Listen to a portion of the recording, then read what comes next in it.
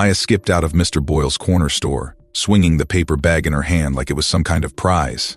Gum and soda, her mom's favorite combo for a quick pick-me-up, as she liked to call it.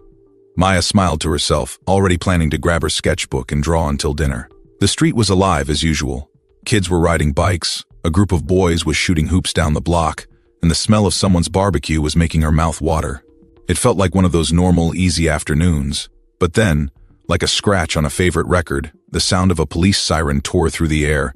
Maya froze mid-step, her heart doing this weird flip-flop thing. A cop car rolled up right in front of her, tires screeching like it had somewhere way more important to be. She blinked. What was going on? The doors flew open, and out stepped two officers. The taller one, with a mustache that looked like it belonged in a cowboy movie, pointed at her. "You, stop right there." Maya's stomach dropped. Was he talking to her? Why? She hadn't done anything. She stood still, clutching the paper bag like it was some kind of shield. Can I help you?" she asked, her voice a little shaky. The officer marched toward her, boots heavy on the pavement. "What's in the bag?" he barked. Maya blinked, confused. Gum and soda? I just bought it, see?" She reached into her pocket and pulled out the receipt, her hands trembling. The officer didn't even glance at it. "We got a call about a theft," he said. "You match the description." "What?" "No." Maya's voice came out squeaky. "I didn't take anything, I swear." But it was like talking to a brick wall. The other officer, shorter and rounder, hung back, looking uncomfortable but not saying a word. "Hands behind your back," Mustache Man ordered. "What? No, wait." Maya felt panic rising in her chest. She looked around, hoping someone would step in. Her eyes landed on Ava, her best friend, standing a few feet away. "Ava?" Maya called out, her voice cracking. "Tell them I didn't do anything." Ava's eyes were huge, like saucers. She opened her mouth, then shut it, her lips quivering. She looked down at her sneakers, shoulders slumping like she wanted to disappear. Maya's heart sank. Why wasn't Ava saying anything? Before she could ask again, cold metal cuffs clicked around her wrists. They were heavy, too tight, and made her feel smaller than she'd ever felt. "I didn't do it," she yelled, twisting around to face the crowd that had gathered. "I didn't take anything," some people whispered. A man with a grocery bag shook his head. "Poor kid," he muttered. "She probably did it," someone else said. Tears stung Maya's eyes. Wasn't anyone going to help her? The officers walked her to the car, their grips firm on her shoulders. Her flip-flops dragged on the pavement, making this awful squeaky sound. As they opened the door and pushed her inside, Maya caught Ava's face again. She was still standing there, staring at the ground like it might swallow her up. Maya wanted to scream at her. "Why won't you help me?" The car door slammed shut, making her flinch. The inside of the car smelled like old coffee and cleaning spray. Maya stared out the window as the world she knew, the kids, the bikes, the barbecue smells, faded into the distance. Her mind raced. Why is this happening? Did the store guy say I stole? But I didn't. Why won't they believe me?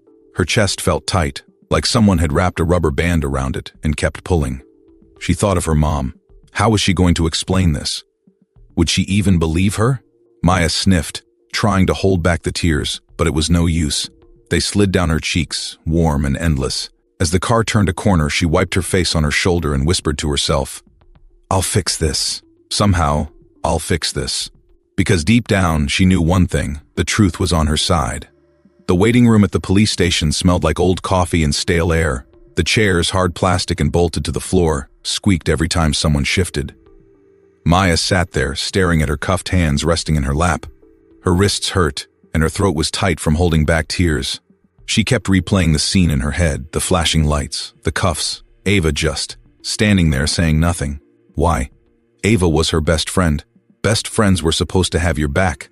The door swung open with a loud clang, snapping Maya out of her thoughts. In stormed her mom, Brenda, like a whirlwind. She was still in her nurse's scrubs, her hair frizzed from a long day, but her eyes blazed with fire. "Where's my daughter?" Brenda's voice cut through the room. Everyone turned to look. Maya's dad, Marcus, followed close behind, calmer but just as worried. His glasses were slightly crooked, and his tie was half undone, like he'd bolted out of a meeting. Maya shot up. "Mom! Dad!" Brenda rushed over, dropping to her knees to wrap Maya in a hug. "Baby, are you okay? Did they hurt you?" "I'm fine," Maya whispered, though her voice cracked. She wasn't fine. Not at all. Marcus crouched next to them, his hand on Maya's shoulder. "What happened? Why are you here?" Before Maya could answer, The tall officer from earlier, the one who'd cuffed her, stepped forward. "Mr. and Mrs. Green, your daughter's been accused of shoplifting." "Shoplifting?" Brenda repeated, her voice rising. "My Maya? No way, not a chance." Marcus stood, squaring his shoulders. "There's got to be a mistake. Maya wouldn't steal. She's a good kid." Maya wiped her face with her sleeve. "I didn't do it," she said, her voice shaky but firm. "I swear. I bought gum and soda, and I have the receipt. I didn't take anything else." The officer gave her a look like he didn't believe her. "The store owner says otherwise. Claims she took a candy bar." "A candy bar?" Brenda's voice was sharp enough to cut glass. "Are you kidding me? You arrested my daughter over a candy bar?" The officer crossed his arms. "Store policy. We had to act on the report." Brenda's jaw tightened. "Where's the owner? I want to talk to him, right now." As if on cue, Mr. Boyle, the store owner, appeared in the doorway. He looked uncomfortable, tugging at the hem of his sweater. "Mrs. Green," he said, avoiding eye contact. "I'm sorry about all this, but I saw your daughter on the security camera." She slipped a candy bar into her pocket. Maya's mouth fell open. "What? No, I didn't. That's not true." Brenda took a step toward him, her finger pointing like a sword. "You'd better be sure about what you're saying, Mr. Boyle. You're accusing an innocent child." "I'm just telling you what I saw," he said, shifting nervously. Marcus stepped in, his voice calm but firm. "Did you actually see her take it, or are you just assuming because she's a kid?" Mr. Boyle hesitated. "The tape is pretty clear." "Then show us the tape," Brenda demanded. The officer raised his hands. All right, we'll pull the footage. But until then, she stays here." "She's not staying here," Brenda snapped. "She's 11 years old. She's not some criminal." Maya felt her mom's words wrap around her like a blanket. For the first time since this whole mess started, she didn't feel completely alone. Brenda turned to Maya, brushing her hair out of her face. "Listen to me, baby. We're going to figure this out. Don't you worry." "But what if they don't believe me?" Maya whispered, her voice trembling. "They will," Brenda said firmly. "Because I believe you, and your dad believes you. And we're not going to let them get away with this." Marcus nodded. "We've got your back, kiddo. Always." Maya's eyes filled with tears again, but this time it wasn't from fear. It was something else, something warmer. The officer cleared his throat. "You can wait here while we pull the footage." Brenda narrowed her eyes at him. "We're not going anywhere." The family sat down together, Maya sandwiched between her parents. Her dad wrapped an arm around her shoulders, while her mom held her hand tightly, as if to say, "We've got you." Maya leaned into them, her heart still heavy but just a little lighter. She didn't know what the security tape would show, but one thing was clear. She wasn't facing this alone. And as scared as she was, she couldn't help but wonder, what if the truth wasn't enough? Would you like me to expand on any part or continue with the next chapter? The courthouse smelled weird, like old books and floor cleaner, with a faint whiff of coffee that had been left out too long. Maya sat at the defense table, her hands clenched so tight her knuckles turned white. She wasn't sure what scared her more, the thought of what the judge might say or the sea of strangers in the room, all of them staring. Her mom sat right behind her, a fierce look on her face like she was ready to go to war. Next to her was Maya's dad, calm on the surface but tapping his foot like it might drill a hole in the floor. And then there was Miss Carter, Maya's lawyer. She was tall and sharp, with a voice that could probably cut through steel. The way she looked at Maya before the hearing started, steady and sure, made Maya feel, for just a second, like maybe things would be okay. But now, as the prosecutor stood up to talk, Maya wasn't so sure. The prosecutor was a short man with a booming voice. He walked to the center of the courtroom, straightened his tie, and started talking like he was trying to win an Oscar. "Ladies and gentlemen," he said, pacing in front of the jury, "what we have here is a case of a young girl heading down a dangerous path, a path of dishonesty, of theft." Maya's stomach churned. "Dangerous path?" "I didn't even jaywalk." The man kept going, his voice rising like he was telling some dramatic bedtime story. "This isn't the first time Maya Green has shown troubling behavior. Oh no, this is just the latest in a series of incidents." Maya's eyes widened. "What incidents?" she whispered to Miss Carter. Miss Carter leaned over and whispered back, "He's bluffing. Stay calm." But Maya wasn't calm. Her heart was racing like she'd just sprinted a mile. What was he talking about? She hadn't done anything wrong. The prosecutor kept going, listing off things that weren't true. Skipping class, being disrespectful to teachers, loitering. Each word felt like a punch. Maya wanted to shout, "That's not me, you've got the wrong girl," but her voice stayed stuck in her throat. Finally, he sat down, looking smug like he'd just won the lottery. Miss Carter stood up next. She didn't pace, she didn't boom. She just walked to the middle of the room, looked at the jury and said, "Let's get one thing straight. Maya Green is not a thief." Her voice was calm, but it carried. Even the people in the back row leaned forward to hear her.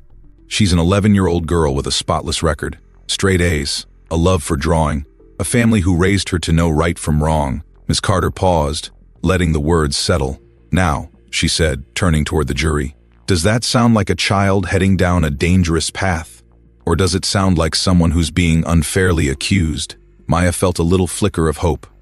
Miss Carter wasn't just good, she was great. Then it was Mr. Boyle's turn. The store owner shuffled up to the witness stand, avoiding Maya's eyes. His sweater was a little too big, and his hands shook as he adjusted the microphone. But when he started talking, his voice was steady. "Cold. I saw her take it," he said, staring straight ahead. "She thought no one was looking, but I saw her slip a candy bar into her pocket." Maya's mouth dropped open. She couldn't help it. The words felt like ice water dumped over her head. "She's lying," Maya whispered, her voice barely audible. Miss Carter gave her a quick, reassuring glance. The prosecutor stood up, all puffed up like a rooster. "So, Mr. Boyle, you're absolutely certain it was Maya Green?" "Yes," Mr. Boyle said, his voice firm. "I know what I saw." But then as he spoke, Maya's mind started to race. She remembered something she hadn't thought about before. That day in the store, right before the police came, Mr. Boyle had been arguing with someone, a tall man in a black jacket. Maya hadn't thought much of it at the time. She'd been busy grabbing gum and soda, but now the memory came flooding back. The man had been waving his hands, his voice low but angry. Mr. Boyle had looked nervous, glancing toward the back of the store. Maya's eyes darted to Mr. Boyle, who was still talking on the stand.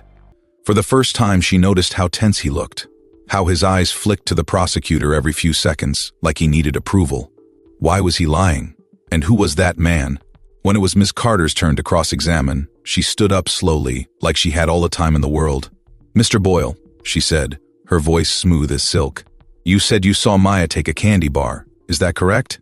"Yes," he replied, his hands gripping the edge of the witness stand. "And you're absolutely certain it was her?"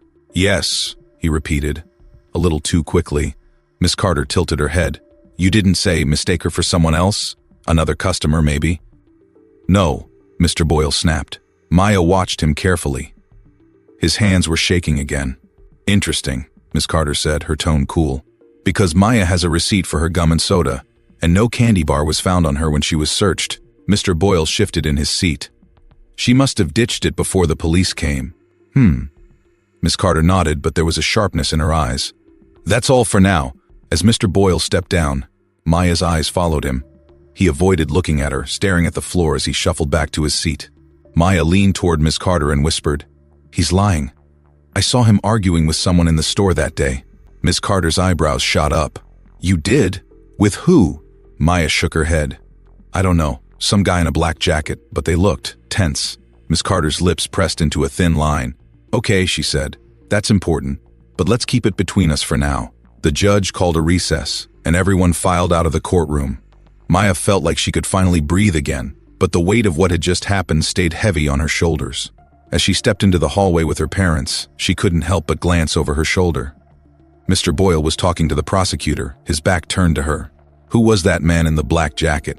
And why did it feel like this was far from over? The courtroom was like a whole other world, with its wooden benches, serious faces, and the constant shuffle of papers. Maya sat at the defense table, fidgeting with her sleeves. Her mom had told her to sit up straight, but honestly, who could think about posture at a time like this? Her heart was doing gymnastics in her chest. Her lawyer, Miss Carter, was calm though. Too calm, like she was at a Sunday picnic instead of about to fight for Maya's freedom. She adjusted her blazer, leaned over and whispered, "Don't worry, we've got this." Easy for her to say. She wasn't the one being called a thief. The prosecutor was first up. He strutted to the middle of the room like he owned the place. He was a short guy with glasses that kept sliding down his nose, but when he started talking, his voice was big enough to fill the whole room. "Ladies and gentlemen," he said, flashing the jury a smile that made Maya's skin crawl, "we're here today because of a serious issue. Theft, dishonesty." He paused, letting the words hang in the air. Maya could practically hear the gasps from the jury. "This isn't just about a candy bar," he continued, pacing like a teacher lecturing a classroom. "It's about a pattern, a young girl heading down a dangerous path." Maya's stomach flipped. Dangerous path? What was he even talking about? She's had issues before, the prosecutor went on, his tone dripping with fake concern. Minor misbehaviors, skipping school, disrespecting authority. Maya froze. That wasn't true. None of it. She glanced at Miss Carter, who gave her a tiny shake of the head. Stay quiet, her eyes seemed to say. When it was Miss Carter's turn, she didn't rush. She stood up slowly, straightened her papers, and walked to the center of the room with the kind of confidence that made you want to sit up and listen. Let me tell you about Maya Green, she began, her voice steady and warm, like she was talking to old friends. She's an 11-year-old girl who loves to draw, aces her classes, and helps her mom with groceries every week. The jury's faces softened, just a little. Now, does that sound like someone heading down a dangerous path? Miss Carter asked, raising an eyebrow. Silence. The prosecutor shifted uncomfortably in his seat. Maya has no record, no history of trouble at school or in her neighborhood. What she does have is a strong family and a community that knows she's a good kid. Maya's chest felt a little lighter.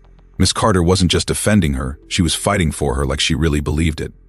Then came the part Maya had been dreading, Mr. Boyle's testimony. The store owner walked to the witness stand, avoiding Maya's eyes. He adjusted the microphone with shaky hands but kept his voice steady as he spoke. Too steady. I saw her take it, he said, his tone cold as winter. She slipped a candy bar into her pocket and tried to walk out without paying. Maya's breath caught in her throat. She wanted to yell, "That's a lie!" But her voice wouldn't come out. The prosecutor smiled like he'd just won the lottery. So you're absolutely certain it was Maya Green? Yes, Mr. Boyle said, not even blinking. Thank you, Mr. Boyle, the prosecutor said, sitting down with a smug look on his face. Maya felt tears prick at the corners of her eyes. How could someone lie so easily? Miss Carter stood up again, her expression calm but her eyes sharp. She walked over to Mr. Boyle, her heels clicking softly against the floor. Mr. Boyle, she said, her voice polite but firm, you're sure it was Maya who took the candy bar? Yes, he replied, gripping the edges of the witness stand like it might float away. You didn't say mistake her for someone else? Another customer, maybe? No, Mr. Boyle snapped. Miss Carter tilted her head, studying him like a puzzle. Interesting, she said slowly. Because Maya's receipt shows she paid for gum and soda, and no candy bar was found on her. Mr. Boyle shifted in his seat, but he didn't say anything. As he stepped down from the stand, something clicked in Maya's mind, a memory. She hadn't thought much of it before, but now it felt like a missing puzzle piece. That day in the store, Mr. Boyle had been arguing with someone. A tall man in a black jacket. They were near the back of the store, whispering angrily. Maya hadn't caught what they were saying, but the man had stormed out just minutes before the police arrived. Maya's eyes followed Mr. Boyle as he walked back to his seat. He looked tense, like he was carrying a secret he didn't want anyone to know. She leaned toward Miss Carter and whispered, I remember something. Miss Carter's eyebrows arched. What? I saw Mr. Boyle arguing with a man in a black jacket that day, right before the cops came. Miss Carter's expression didn't change, but her voice was serious when she replied, We'll need to dig into that. But for now, keep it between us. The judge called for a recess, and everyone shuffled out of the courtroom. Maya stuck close to her mom, her mind racing. Who was that man, and why did Mr. Boyle lie? As they stepped outside into the chilly afternoon air, Maya couldn't shake the feeling that this was far from over. The real story was hiding in the shadows, and she was determined to find it. Would the truth come out? Or was this just the beginning of something bigger? Regina wasn't one to sit around and wait for answers. That wasn't her style. If someone came after her family, especially her kids, she'd fight like a mama bear protecting her cubs. And right now, that meant figuring out what was really going on with Mr. Boyle. The morning after court, she sat at the kitchen table with a cup of coffee that had gone cold. Her laptop was open, pages of notes scattered everywhere. She'd already combed through everything she could find about the store and Mr. Boyle. Yelp reviews, local forums, even the Better Business Bureau website. If there was dirt on him, she'd find it. And oh boy, did she find it. Turns out, Mr. Boyle wasn't exactly the friendly neighborhood grocer he pretended to be. Regina came across multiple complaints from customers accusing him of racial profiling, black teens being followed around the store, women being asked to open their bags at the register. One guy even claimed Mr. Boyle accused him of stealing before realizing he was holding his own receipt. Regina's chest tightened as she read. She wasn't surprised, angry, sure, but not surprised. It was like a puzzle piece sliding into place. Mr. Boyle had a pattern, and now her Maya was the latest victim. But knowing wasn't enough. She needed proof. That's how Regina ended up spending her Saturday knocking on doors. She wasn't shy about it either. Every neighbor, every passerby, anyone who might have seen something that day in the store, she asked them all. "Hi, I'm Regina Green," she said at every door, her smile polite but determined. "My daughter was wrongfully accused of theft at Boyle's grocery. I'm looking for anyone who might have seen or heard something." Most people shook their heads, mumbling apologies. A few offered kind words, but no help. By the fifth house, Regina's feet ached, and her hope was running low. She leaned against a lamppost, rubbing her temples. "This isn't working," she muttered to herself. Then, out of nowhere, a voice spoke behind her. "Looking for something?" Regina spun around. A man stood a few feet away, leaning casually against a brick wall. He was tall and wiry, with a scruffy beard and a baseball cap pulled low over his face. His jacket looked a little too big, like it was borrowed or stolen. "Who's asking?" Regina replied, her guard up. The man chuckled softly. "I heard about your girl. Tough break." Regina's eyes narrowed. "What do you know about it?" He tilted his head, studying her like he was trying to decide if she was worth his time. Finally, he said, "I might have seen something, but I don't get involved in other people's messes." Regina stepped closer, her voice firm. "This isn't just my mess. It's about justice. For my daughter. For every kid who's been treated like they don't belong." The man sighed, looking around like he expected someone to jump out of the shadows. "You're brave, lady, or I'll give you that." He turned to leave, but before he did, he reached into his pocket and pulled out a small piece of paper. He didn't say anything, just slipped it into Regina's hand as he walked away. "Wait," she called after him. "What did you see? What do you know?" The man didn't look back. He just kept walking, disappearing around the corner like a ghost. Regina stood there for a moment, her heart pounding. Who was he? And why was he so scared? She unfolded the paper with shaky hands. At first, she thought it might be a name or a phone number, maybe even a clue about Mr. Boyle. But all it said in messy, hurried handwriting was one word: careful. Regina stared at the paper, her mind racing. Careful of what? Or who? That night, she sat on the couch, the note crumpled in her hand. Maya was upstairs, drawing in her sketchbook like nothing had happened. Regina envied her daughter's ability to find peace in the chaos. Her husband sat next to her, his arm draped over her shoulders. "You okay?" he asked softly. Regina shook her head. "No. But I can't stop now. Someone knows the truth. I can feel it." He nodded, squeezing her hand. "We'll figure it out. Together."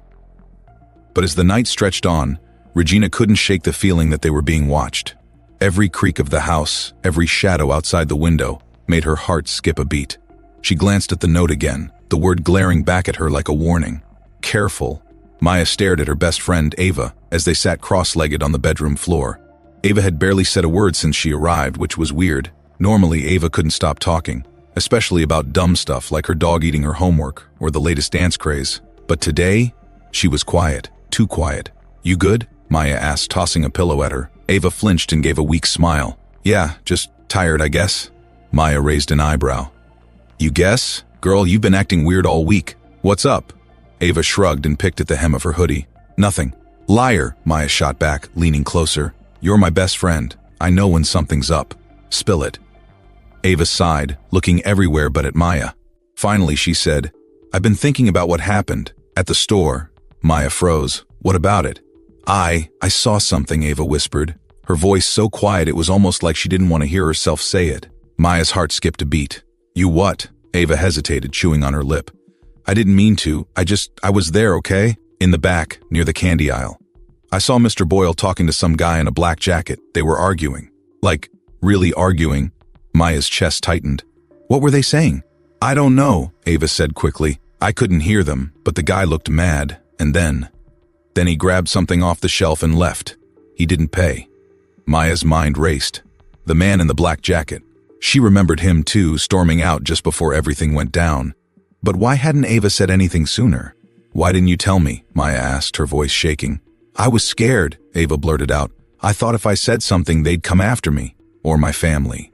And what if no one believed me? People already think you're guilty. What's a kid like me gonna do?" Maya stared at her, her emotions a storm of anger, confusion, and a tiny bit of understanding. Ava wasn't wrong.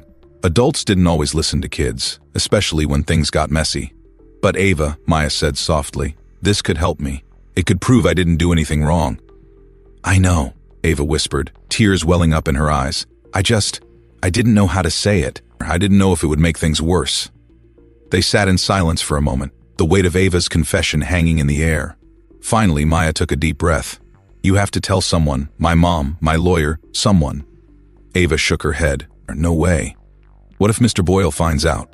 What if that guy in the black jacket comes back?" "We'll protect you," Maya said firmly. "My mom doesn't mess around. And Miss Carter? She's like a lawyer ninja. No one's messing with her." Ava sniffled and nodded, but she still looked scared. Later that evening, Regina knocked on Maya's door. "Dinner's ready. Ava, your mom's on her way to pick you up." Ava jumped to her feet, grabbing her backpack like it was a lifeline. "I should go." Maya grabbed her arm. "Wait, tell my mom what you told me." Ava froze, her face pale. I don't know." Regina tilted her head. "What's going on, girls?" Maya took a deep breath. "Mom, Ava saw something. At the store. Something important." Regina's expression hardened, the way it always did when she was ready to fight. "What did you see, Ava?" Ava hesitated, then looked at Maya. Maya gave her a nod, silently saying, "You can do this." "I saw Mr. Boyle arguing with a man," Ava said quietly, "and the man stole something before he left." Regina didn't say anything for a moment, but her eyes were sharp, taking in every word. "Why didn't you say anything before?" "I was scared," Ava admitted, her voice trembling. Regina crouched down so she was eye level with Ava. "You're brave for speaking up now. This is important, Ava. You're helping Maya. You're helping all of us."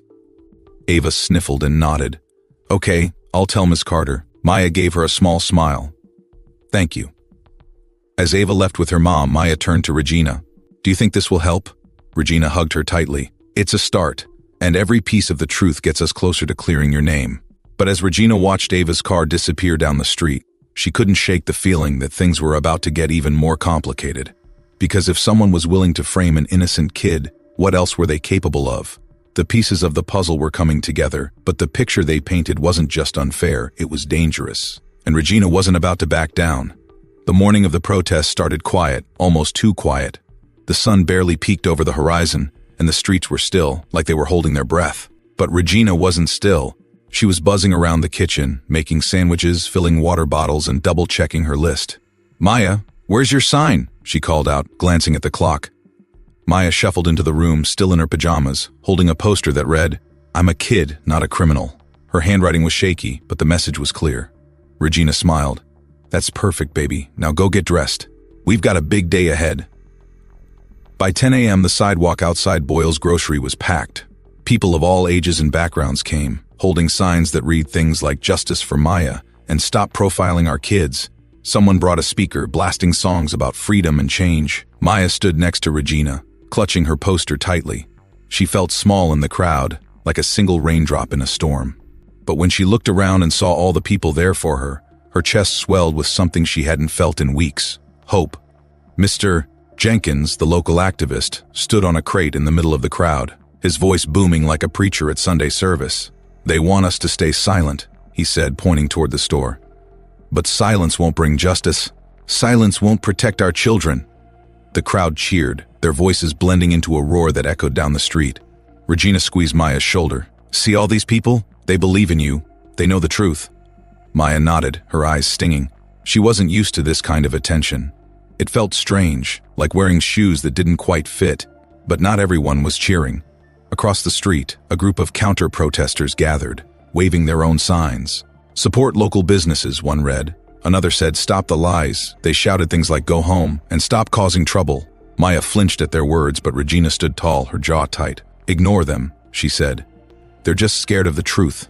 Still, the tension was thick, like a storm cloud ready to burst. At one point, a reporter approached Maya with a microphone. "Maya, how does it feel to see all these people supporting you?" Maya blinked, caught off guard. She wasn't sure what to say. Words stuck in her throat like peanut butter. Regina stepped in.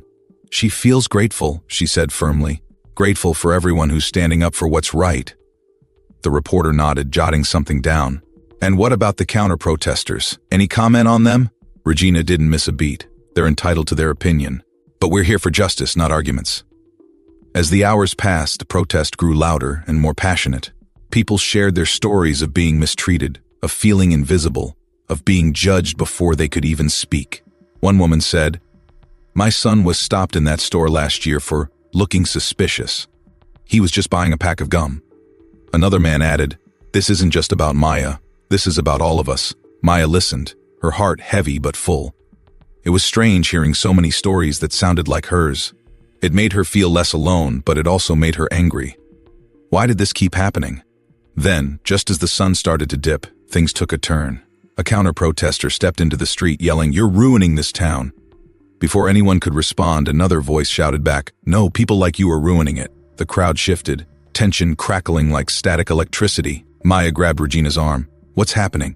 "Stay close to me," Regina said, her voice steady but her eyes darting around. Mr. Jenkins jumped onto his crate again, raising his hands. "We are peaceful," he shouted. "This is about justice, not fighting." Most of the protesters listened, backing off, but a few on both sides kept shouting. Police officers, who had been standing on the edges of the crowd, moved closer, their hands resting on their belts. Maya's heart raced. She didn't want anyone else getting in trouble because of her. Then, something unexpected happened. A little boy, no older than 6, stepped out of the crowd holding a small sign that said, "Be kind." He walked to the middle of the street, right between the two groups, and held his sign high. For a moment, everything stopped. The shouting quieted. The tension eased, just a little. Regina knelt beside Maya. "See that?" she whispered. Sometimes the smallest voices are the strongest. By the time the sun set, the protest began to wind down. People hugged, shared phone numbers, and promised to keep fighting. Maya felt exhausted but lighter, like she'd let go of something heavy she didn't even know she was carrying. As they packed up to leave, Regina looked down at her. "You did good today, kiddo." Maya managed a small smile. "We did good." But deep down she knew this was just the beginning. The fight wasn't over, not by a long shot. Maya sat in the cold, hard chair, her feet barely touching the floor. The police station smelled like coffee and something sour, like wet shoes left out too long. A clock ticked on the wall, loud and slow, like it was counting down to something she didn't want to face. Across the table sat Detective Mills, his tie slightly crooked, his shirt wrinkled like he'd slept in it. He had a look on his face like he was trying to be friendly, but it didn't quite reach his eyes. "Okay, Maya," he started, leaning in like they were old buddies. "Let's talk about what happened that day." Maya didn't answer. She just stared at the table, tracing the scratches on its surface with her eyes. Detective Mills sighed, sitting back in his chair. "Look, we've got the security footage." At that, Maya looked up, her heart thudding. She hadn't seen the footage yet, but she knew what the truth was. She hadn't taken anything. Mills slid a folder across the table and opened it. Inside were blurry black and white stills from the store. One showed Maya standing near the candy aisle. Another showed her walking toward the door. "See this?" Mills tapped the photo with his finger. "It doesn't look good, Maya. People are saying you took something." Maya frowned. The pictures were grainy, like they'd been taken underwater. She could barely recognize herself, let alone see what she was doing. "But I didn't," she said softly, her voice steady. Mills leaned in again, his voice dropping like he was sharing a secret. "Listen, kid, if you just admit it, we can wrap this up. No trial, no big mess. Just say you made a mistake. Everyone makes mistakes." Maya felt her fists clench in her lap. A mistake? This wasn't a mistake, it was a lie. A big, ugly lie. She thought of her mom, Regina, fighting so hard for her, and all the people who had shown up at the protest. How could she let them down? "I didn't take anything," she said, louder this time. Mills rubbed his temples like she was giving him a headache. "Maya, do you know what happens if this goes to trial? It's messy, long, and it doesn't always end well, especially for kids like you."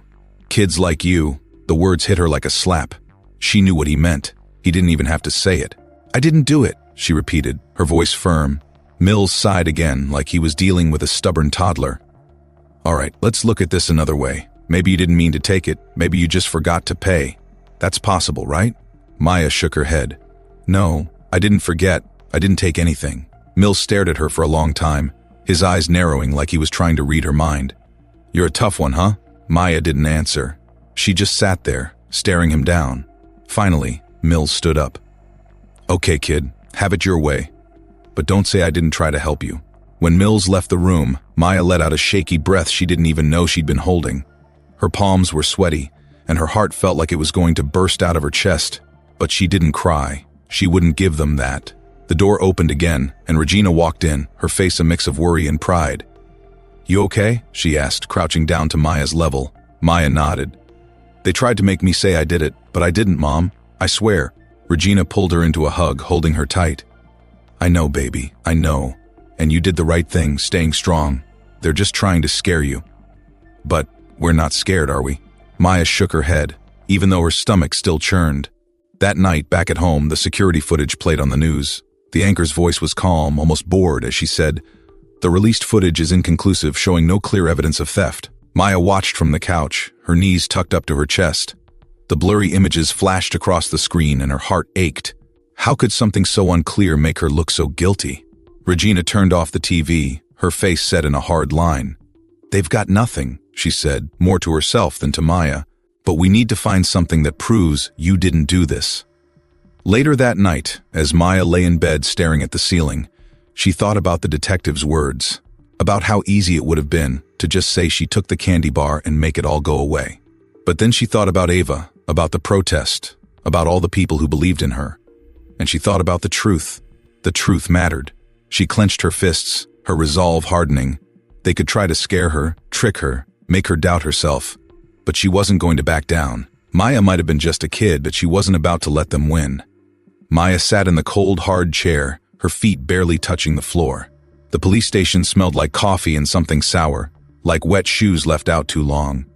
A clock ticked on the wall, loud and slow, like it was counting down to something she didn't want to face. Across the table sat Detective Mills, his tie slightly crooked, his shirt wrinkled like he'd slept in it. He had a look on his face like he was trying to be friendly, but it didn't quite reach his eyes. "Okay, Maya," he started, leaning in like they were old buddies. "Let's talk about what happened that day." Maya didn't answer. She just stared at the table, tracing the scratches on its surface with her eyes. Detective Mills sighed, sitting back in his chair. "Look, we've got the security footage." At that, Maya looked up, her heart thudding. She hadn't seen the footage yet, but she knew what the truth was. She hadn't taken anything. Mills slid a folder across the table and opened it. Inside were blurry black and white stills from the store. One showed Maya standing near the candy aisle. Another showed her walking toward the door. "See this?" Mills tapped the photo with his finger. "It doesn't look good, Maya. People are saying you took something." Maya frowned. The pictures were grainy, like they'd been taken underwater. She could barely recognize herself, let alone see what she was doing. "But I didn't," she said softly, her voice steady. Mills leaned in again, his voice dropping like he was sharing a secret. "Listen, kid, if you just admit it, we can wrap this up. No trial, no big mess. Just say you made a mistake. Everyone makes mistakes." Maya felt her fists clench in her lap. A mistake? This wasn't a mistake, it was a lie. A big, ugly lie. She thought of her mom, Regina, fighting so hard for her, and all the people who had shown up at the protest. How could she let them down? "I didn't take anything," she said, louder this time. Mills rubbed his temples like she was giving him a headache. "Maya, do you know what happens if this goes to trial? It's messy, long, and it doesn't always end well, especially for kids like you. Kids like you." The words hit her like a slap. She knew what he meant. He didn't even have to say it. "I didn't do it," she repeated, her voice firm. Mills sighed again like he was dealing with a stubborn toddler. "All right, let's look at this another way. Maybe you didn't mean to take it. Maybe you just forgot to pay. That's possible, right?" Maya shook her head. "No, I didn't forget. I didn't take anything." Mills stared at her for a long time, his eyes narrowing like he was trying to read her mind.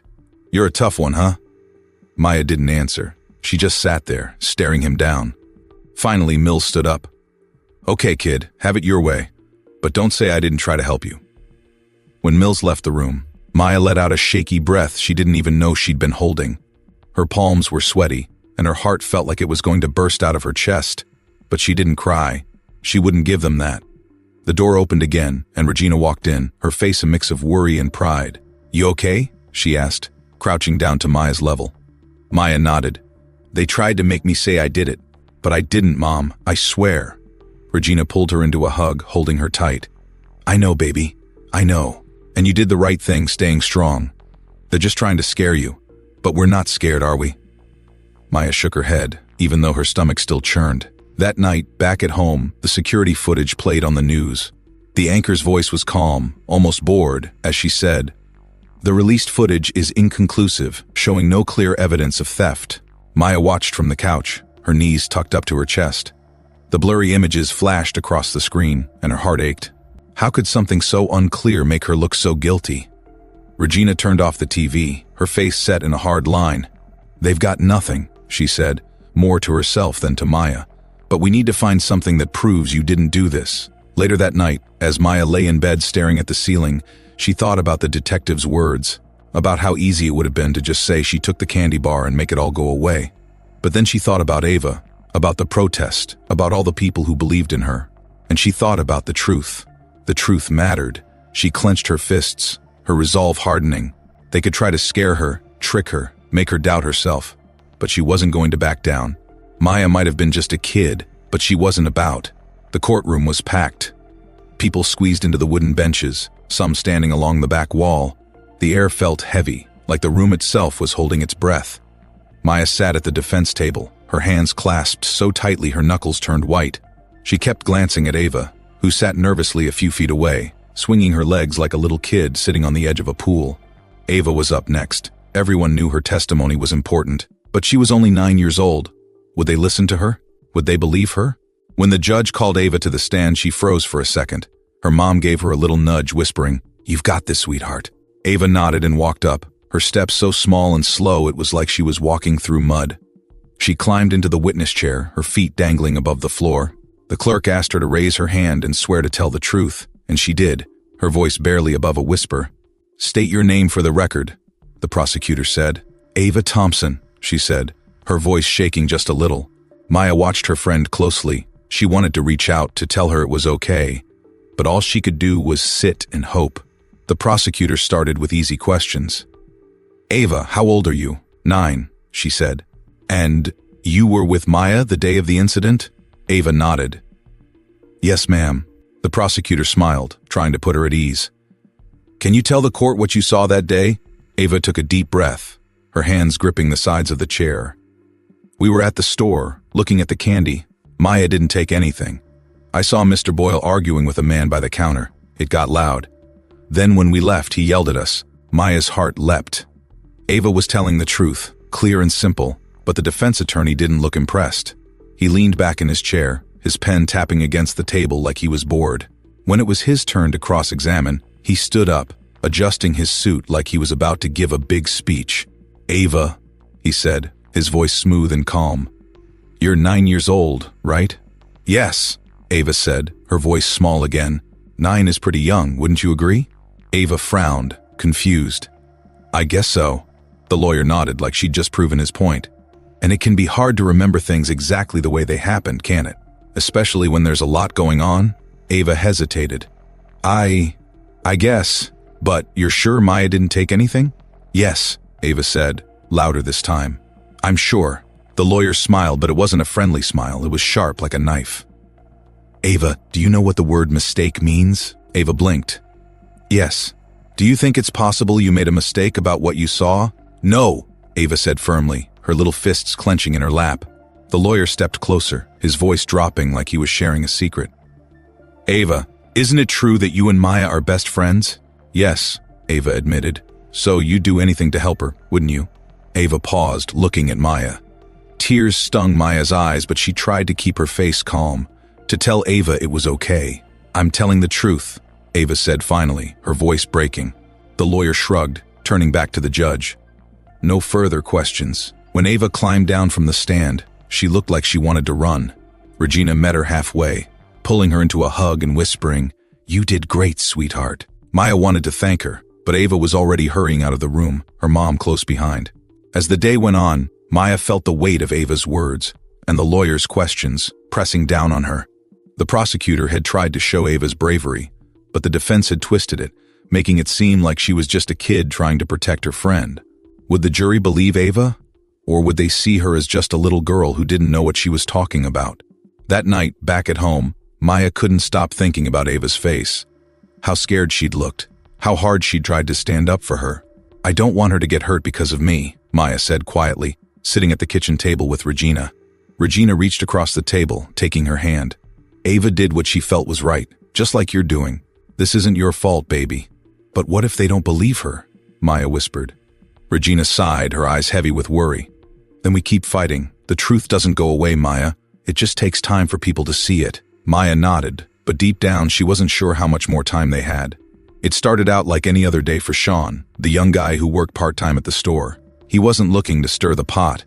He was just trying to make it through his shift without getting yelled at by Mr. Boyle.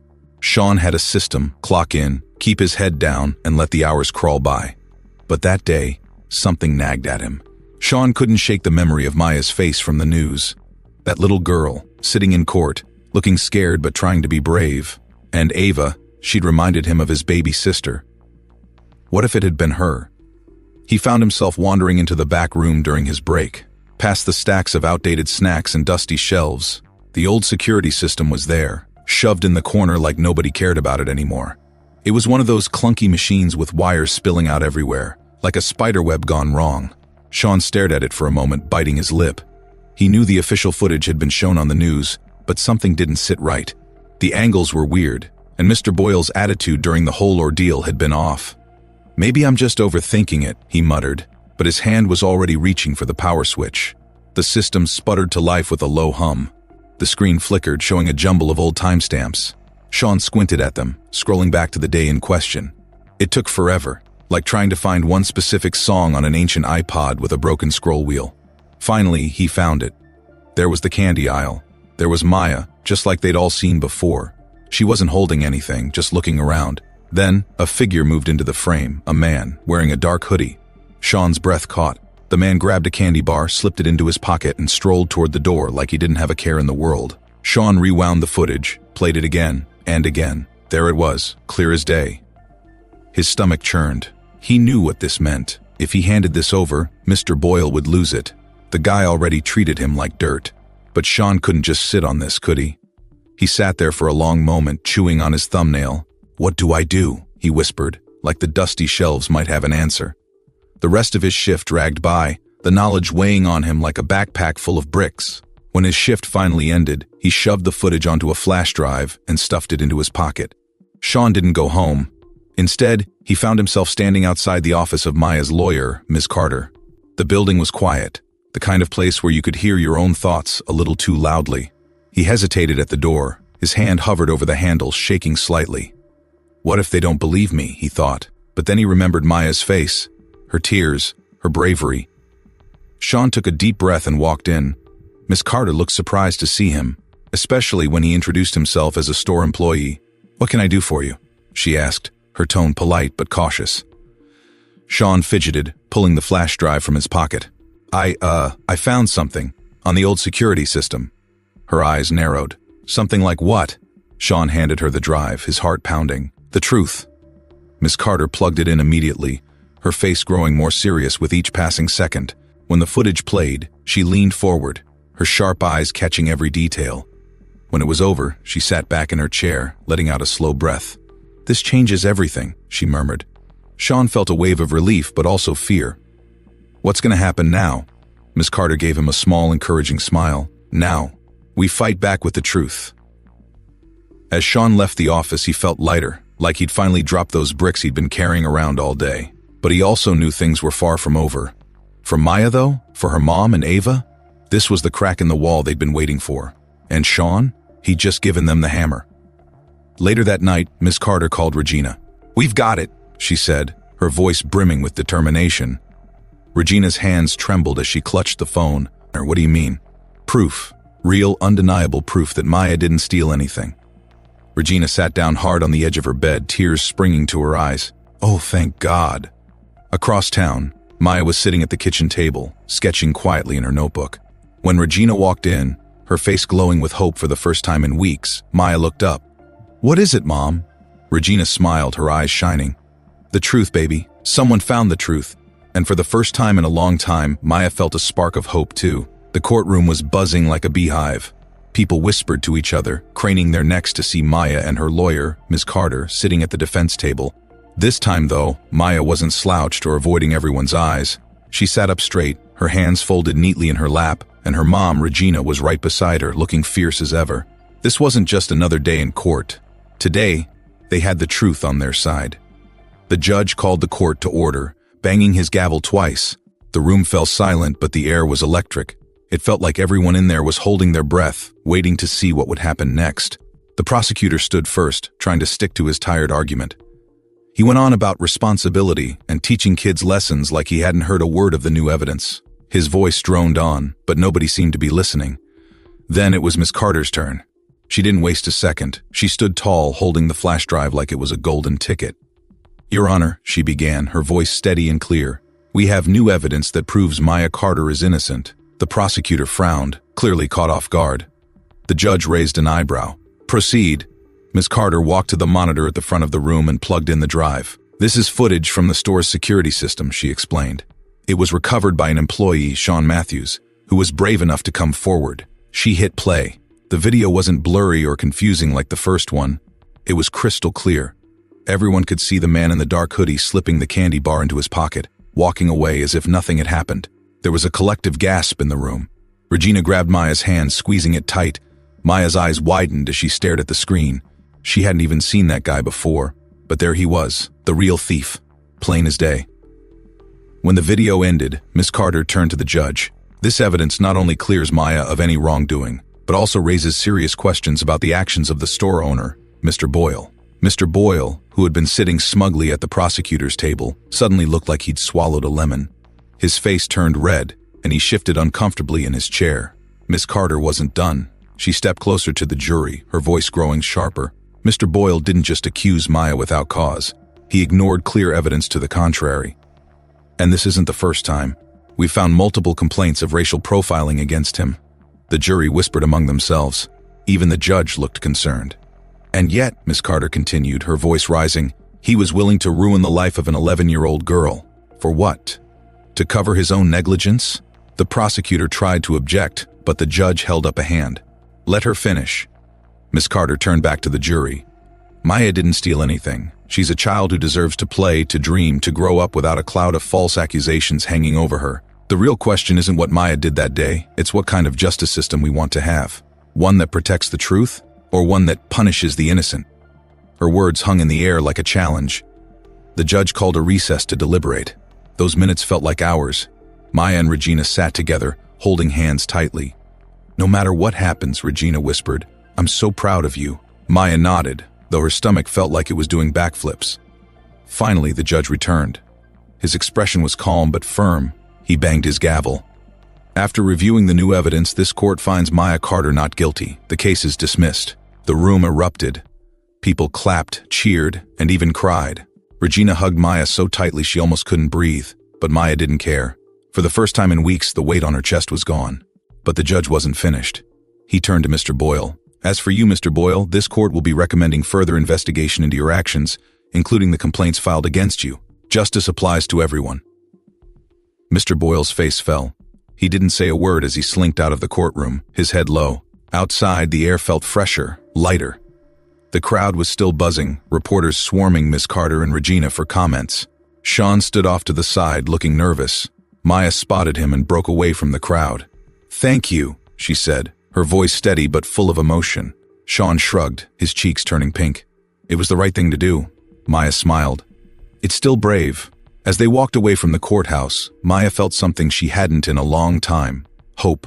She looked up at her mom, who was smiling for the first time in what felt like forever. "You think people will stop looking at me like I did something wrong?" Maya asked quietly. Regina put an arm around her. "Maybe not right away, but the truth's out there now, and that's a start." Maya nodded, her steps feeling a little lighter. And as they left the courthouse behind, Maya couldn't help but think that maybe, just maybe, things would be okay. The first thing Maya noticed when she walked out of the courthouse was the sky. It was so blue, like someone had spilled a bucket of paint across the clouds. For weeks, everything had felt heavy and gray, like the world was stuck in a never-ending storm. But now, standing there with her mom's arm around her shoulder and her family cheering nearby, it finally felt like the sun was breaking through. "Freedom looks good on you, Maya," Uncle James called, grinning ear to ear. Maya laughed, a real laugh. The kind she hadn't heard from herself in what felt like forever. At home, the house was bursting with people. Aunties, cousins, neighbors, even folks Maya didn't recognize, all packed into their tiny living room. The smell of fried chicken and mac and cheese filled the air, making her stomach growl. "Look at you, Maya," Mrs. Johnson from down the street said, hugging her tightly.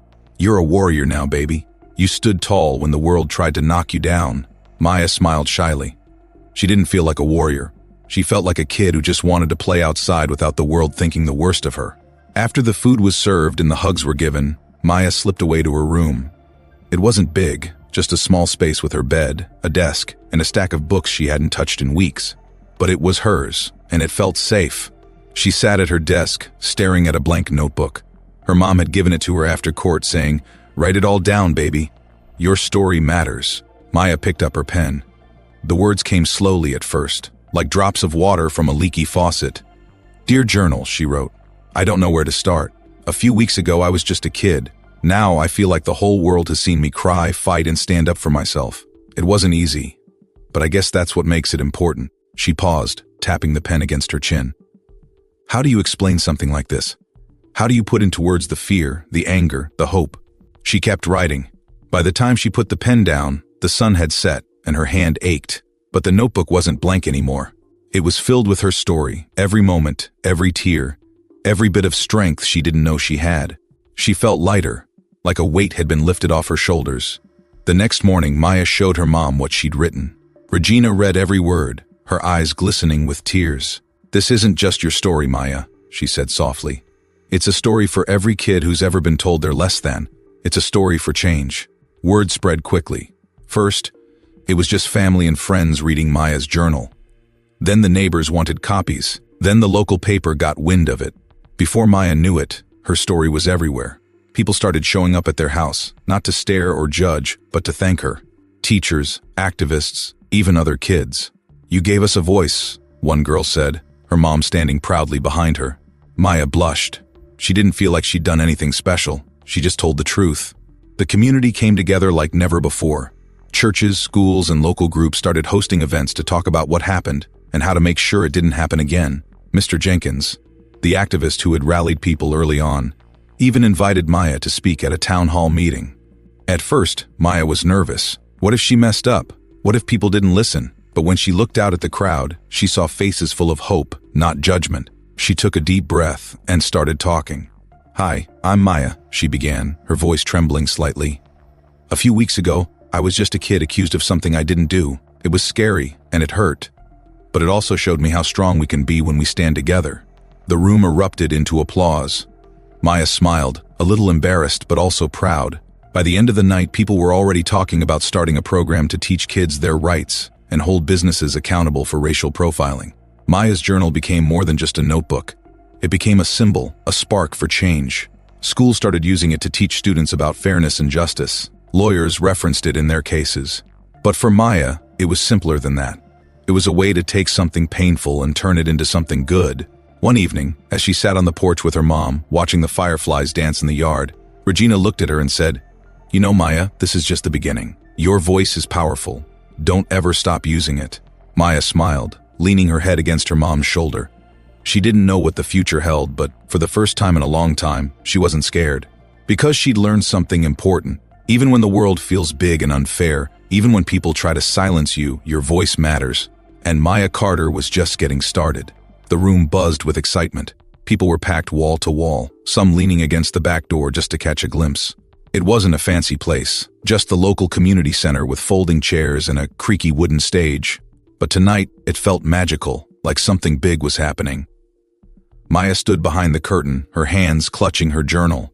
Her heart was racing like it was trying to run a marathon in her chest. "You've got this, baby," her mom whispered, squeezing her shoulder. Maya looked up at her, searching for courage. "What if I mess up? What if they don't like what I say?" Regina smiled. "Mess up? Maya, you've already done the hardest part. You stood up when the world tried to push you down. Just speak from your heart. That's all anyone wants to hear." Maya nodded, taking a deep breath. When her name was called, the crowd erupted into cheers. People clapped, whistled, and even stomped their feet. Maya stepped onto the stage, her legs feeling like jelly.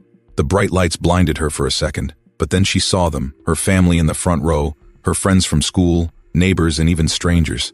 She swallowed hard, her voice shaking at first. "Hi everyone, my name is Maya Carter." The room went silent, the kind of quiet where you could hear your own heartbeat. She opened her journal, flipping to a page she'd marked with a tiny pink post-it. "I want to share something I wrote during a really hard time. It's about courage, about truth, and about never giving up, even when it feels like the world is against you." Maya's voice grew steadier as she read, "Sometimes the world feels too big and too unfair.